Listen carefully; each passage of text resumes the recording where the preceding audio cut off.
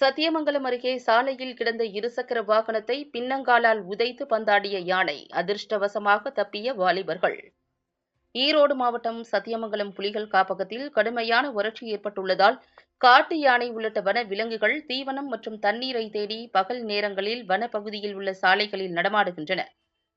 இந்நிலையில் சத்தியமங்கலம் அடுத்துள்ள கடம்பூர் மலைப்பகுதியில் உள்ள இருட்டிப்பாளையம் கிராமத்தைச் சேர்ந்த இரு வாலிபர்கள் நேற்று மதியம் கடம்பூரிலிருந்து இருட்டிப்பாளையம் நோக்கி இருசக்கர வாகனத்தில் சென்றனர். அடர்ந்த வனப்பகுதி சாலை வழியாக சென்று கொண்டிருந்தபோது சாலையின் ஒரு காட்டு யானை கம்பீரமாக நடமாடுவதைக் கண்டு அதிர்ச்சி அடைந்தனர். இருவரும் அச்சத்தில் இருசக்கர வாகனத்தை சாலையில் போட்டுவிட்டு யானையிடமிருந்து தப்பிப்பதற்காக வனப்பகுதிக்குள் ஓடி ஒளிந்து கொண்டனர்.